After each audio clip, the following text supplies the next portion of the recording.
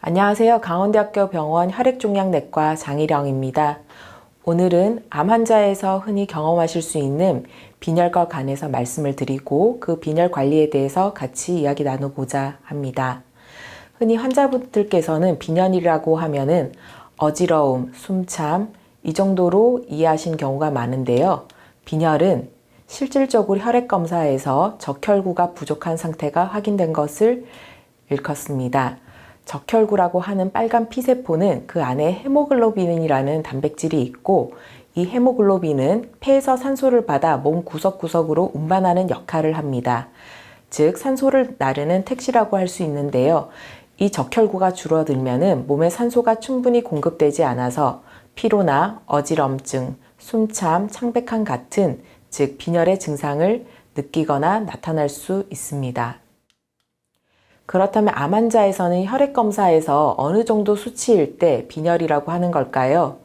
빈혈은 크게 경증, 중증도, 중증, 생명의 위협적 또는 빈혈로 인한 사망까지 크게 5단계로 나누어서 의사들은 이해하고 있는데요. 보통 헤모글로빈 수치가 8에서 10 사이로 나타나는 것을 중등도, 그리고 8 미만인 경우를 중증으로 판단하여서 환자분들께서 항암 치료 중에 의사의 진료를 받다가 종종 수혈을 받는 경우는 8 미만으로 확인되는 경우가 있겠습니다. 그렇다면 이 빈혈이 얼마나 흔한지 궁금하실 텐데요. 빈혈을 전체 조사했을 경우에 국내 연구에서는 최대 60에서 많게는 89.5%까지 항암 치료 중인 암 환자 전체에서 이 빈혈이 관찰되었다고 합니다. 또한 항암 치료 이후에도 암 환자들이 빈혈을 지속적으로 치료받거나 또는 빈혈이 관찰되는 경우가 약 75.4% 정도가 있었고 위암 수술 후 환자에 있어서는 18.7%, 그리고 위암 수술 이후 2년 이상이 지났음에도 빈혈이 관찰되는 경우가 36.6% 정도였습니다. 또는 일례로 특정 암의 경우 자궁경부암은 진단 시에도 빈혈이 동반된 경우가 절반 정도가 있었다고 합니다. 그렇다면 암 환자에서 이 빈혈이 흔하게 나타나는 원인은 무엇일까요? 첫 번째로 항암 치료 중인 분에 있어서는 항암제는 암세포뿐 아니라 골수 속에 있는 피세포, 적혈구를 만드는 줄기세포도 함께 손상을 받기 때문입니다. 항암제 그 자체는 빠르게 성장하는 세포를 공격하는 특성이 있기 때문입니다. 이 골수의 세포는 빨리 자라는 세포 중에 하나로 탈모, 입안의 구강 점막 탈락 등처럼 이 골수에도 항암제는 영향을 미쳐서 골수 속에 피세포를 만드는 줄기세포가 함께 손상되며 적혈구의 생산이 감소하게 되고 이로 인해서 빈혈이 나타나게 됩니다. 또한 위장관 암 환자는 암 진단 당시 또는 암 치료와 관련하여서 암 관련 출혈이 빈혈 원인이 될 수가 있습니다. 또한 일부 위절제술 환자에서는 이후에 수년이 흐르게 되면은 철분과 비타민 B12가 흡수가 잘 안 되어 빈혈이 생길 수 있다고 보고되어 있습니다. 또한 진단 당시부터 신장 기능이 저하된 환자라든지 항암 치료 중에 신장 기능이 저하되어 만성 신부전 등으로 진행하는 경우에는 이 신장이 손상되면은 이 호르몬 에리스로포이오틴 분비가 떨어져서 빈혈이 생기기도 합니다.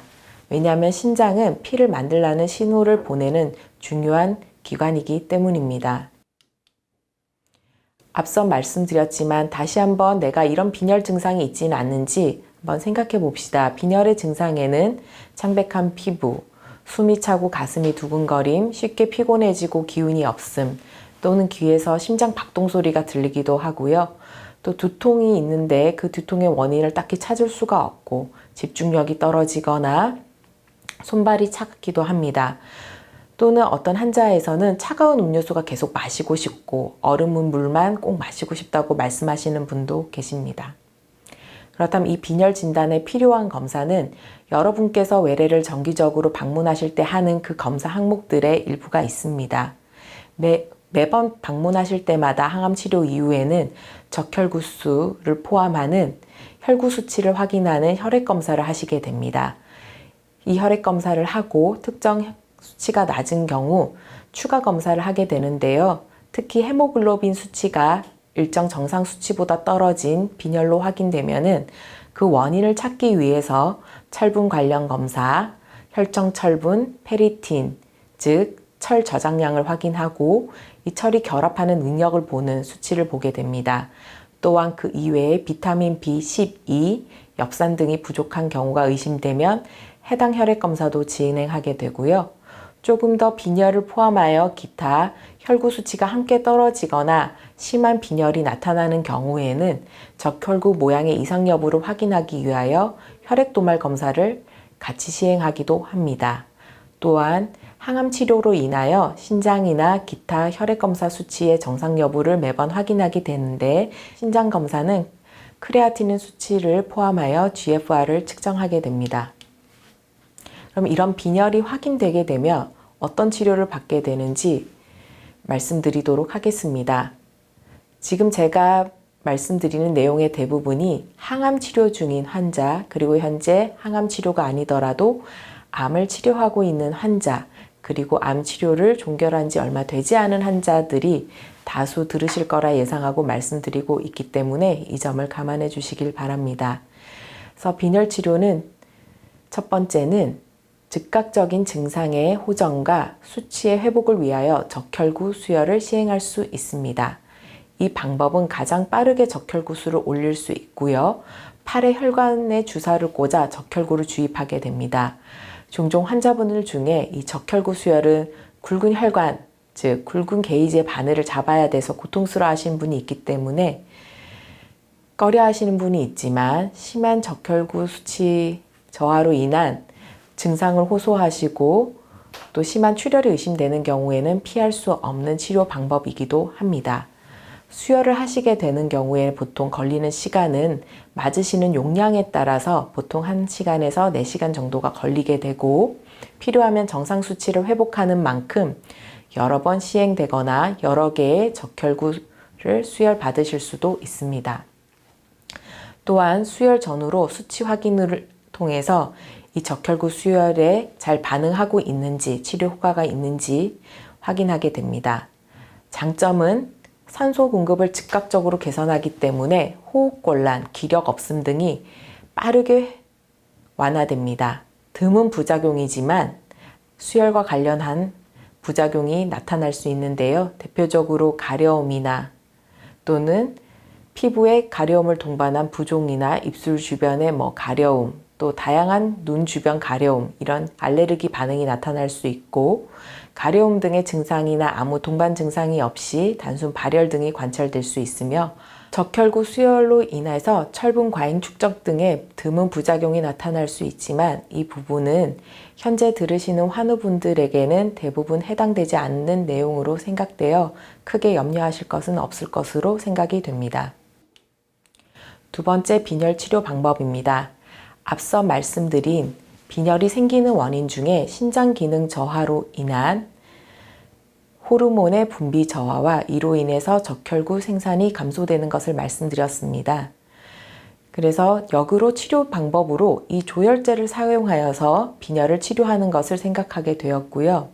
이 조혈 자극제의 사용을 통해서 에리스로포이에틴이라는 호르몬과 유사하게 적혈구 생성을 도와주게 됩니다. 사용 대상은 모든 항암 치료 중인 환자는 아니고 완화 목적의 항암 치료 중인 환자, 그리고 기존의 만성 신부전 환자, 일부 골수 이형성증 등 암 환자에서 사용하게 됩니다.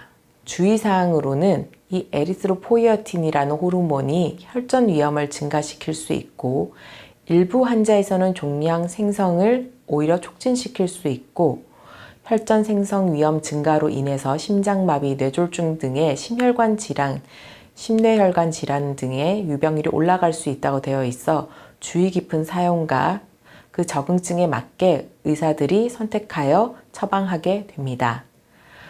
지금 화면에 보이시는 사진은 대표적인 조혈제 약물의 예시 사진입니다. 주사제 형태로 되어 있고 피하 주사로 맞으시게 되고요. 체중이나 치료 목적에 따라서 그 용량이 결정되고 주사 간격이 결정되어 맞으시게 됩니다. 빈혈 치료를 위해서 헤모글로빈을 만드는 데 필요한 재료, 즉 철분 및 비타민 보충을 할 수 있습니다.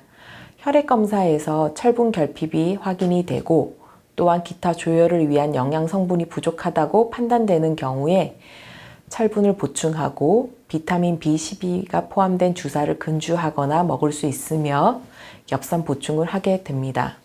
철분 보충의 경우에는 다음 사진에서 보이는 약물을 복용하거나 주사로 맞을 수가 있습니다.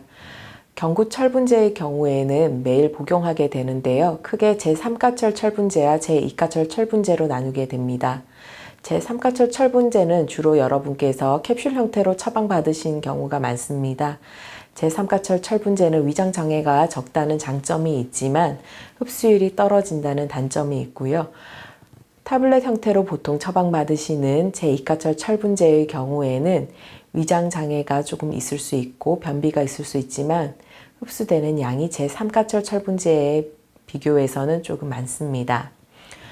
또 경구로 드시기 어렵거나 수술 등을 앞두고 빠르게 철분 수치를 올려서 빈혈을 교정해야 하는 경우에는 정맥철분제를 사용할 수 있습니다. 정맥철분제는 정맥으로 주사될 수 있는데요. 크게 두 가지 종류가 있고 성분에 따라서 고용량으로 주사가 가능한 형태가 있고 고용량 주사는 어렵지만 주사와 관련한 부작용 반응은 적은 수소나 제2철 스크로스 복염 형태가 있습니다. 그래서 왼쪽에서 보이는 경구철분제에서부터 오른쪽 화면에 있는 고용량 주사가 가능한 정맥철분제, 그리고 고용량으로 주사하기는 어려우나 주사 관련한 부작용은 적은 정맥철분제가 있습니다. 그래서 각각의 가이드라인은 환자분들이 보실 때는 이게 무슨 말씀인가 하실 수 있지만 이 표를 차근히 말씀드릴 수 있도록 하겠습니다. 우리나라뿐만이 아니라 각국에서는 이 암 환자에서 빈혈 관리를 중요하게 여기고 있는데요. 그래서 이런 치료 가이드라인이 있습니다. 그래서 빈혈이라고 하는 것을 이제 정확하게 확인을 하고 특히 철결핍 빈혈의 경우에는 이러한 혈액 검사에서의 결과가 있으면은 진단을 하고 ESA라고 불리는 조혈제를 사용하거나 정맥철분제, 경구철분제 등으로 사용해서 적극적으로 교정하는 것을 권고하고 있습니다. 특히 암 환자에서는 정맥철분제 사용을 권고하고 있는 경우가 있는데요. 그 이유는 빠르게 빈혈을 교정할 수 있기 때문입니다.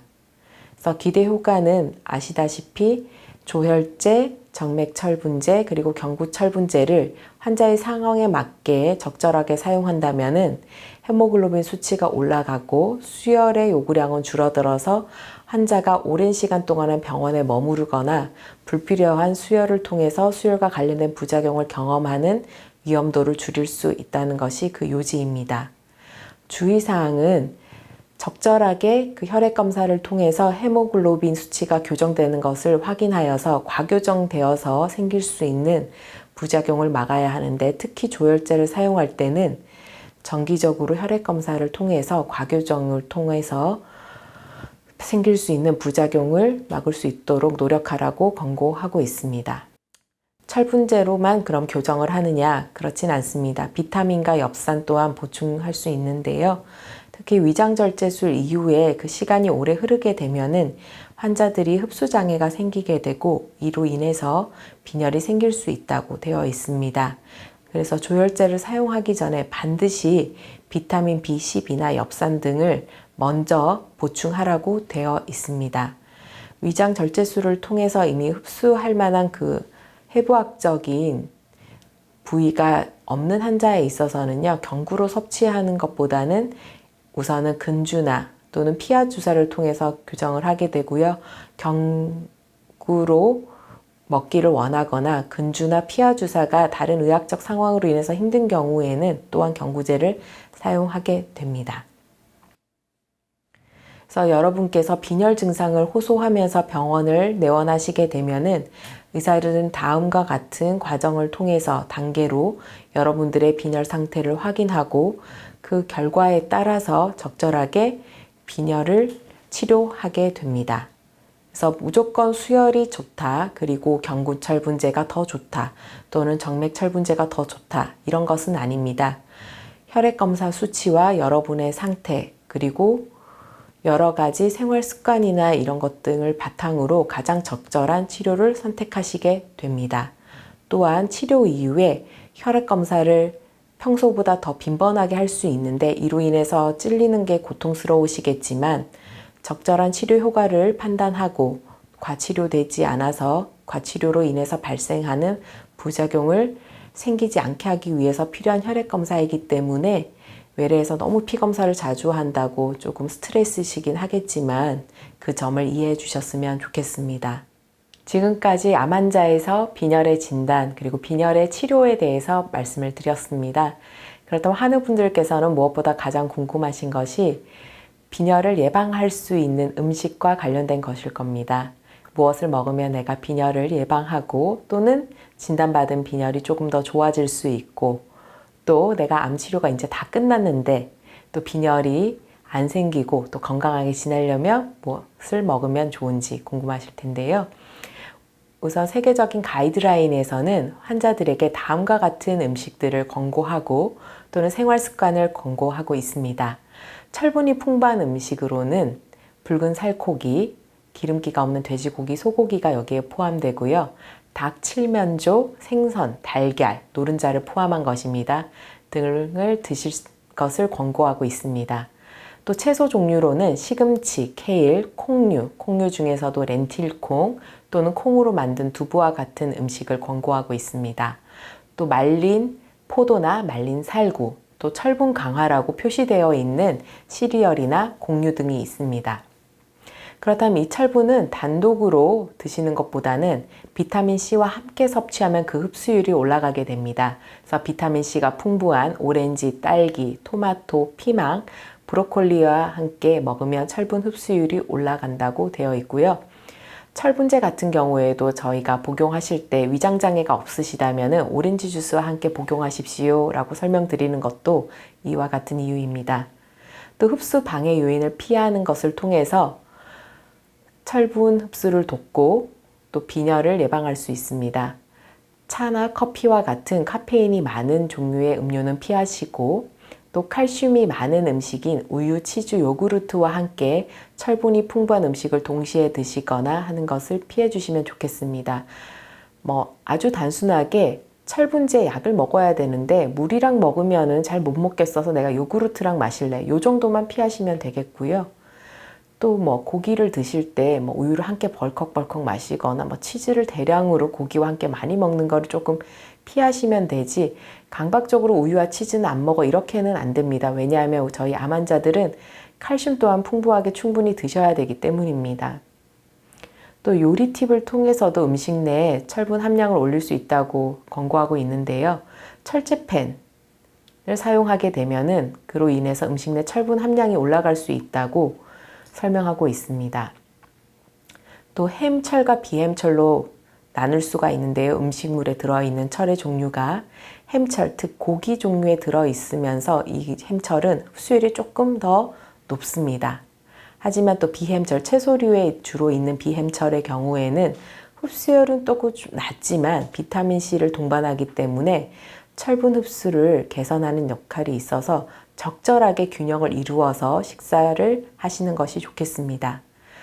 또 여러 보충제가 우리 암 환자들에게 좋다, 빈혈에 좋다, 암 환자 면역에 좋다 해서 방송으로도 나오고 여러 가지 광고들이 있지만 특히 현재 치료 중이시거나 이제 막 치료를 완료하셨거나 치료를 이제 막 시작하시려는 분들에 있어서는 이러한 보충제의 경우에는 오히려 복통이나 변비나 간 독성이나 신독성의 위험이 있기 때문에 반드시 의사 확인 후 복용하시거나 또는 복용을 지양하시는 것이 좋겠습니다.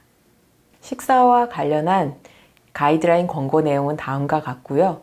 이렇게만 들으시면 너무 어렵고 오늘 당장 저녁밥 또는 점심밥 메뉴로 무엇을 먹어야 할지 뭘 또 해서 우리 환자에게 줘야 될지 보호자분들은 고민이 많으실 것 같습니다. 그래서 가장 쉬운 예가 미역국입니다. 소고기 미역국에는 붉은 살코기가 포함되어 있고요. 또 미역 있고요. 그 다음에 고등어 구이, 생선이고요. 또 고등어 구이와 두부구이를 곁들이거나 또는 두부김치 음식, 이거는 모두 익힌 음식이어서 안전하기도 하고 적절하게 철분이 많이 포함되어 있는 단백질 음식과 채소 음식이 모두 포함되어 있는 좋은 메뉴라고 할 수 있겠습니다. 그래서 마지막으로 강의를 마치며 3가지 포인트를 정리해 드리고자 합니다. 우리 환우분들께서 빈혈 증상을 알아차리는 것, 현재 치료 중이신 분들은 정기적으로 혈액 검사를 받고 있기 때문에 이 빈혈을 내가 증상을 알아차리기도 전에 의사가 발견하는 경우가 대부분이긴 합니다.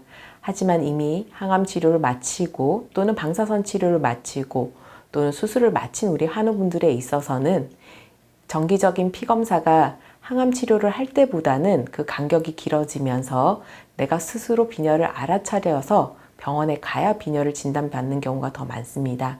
그래서 숨차거나 어지럽거나 두근거리거나 누웠는데 심장 박동 소리가 들리거나 또 차가운 물만 마시고 싶거나 손발이 차거나 이러한 경우가 있다면 빈혈 증상일 수도 있겠다 알아차리시고 의사를 방문하시면 좋겠습니다.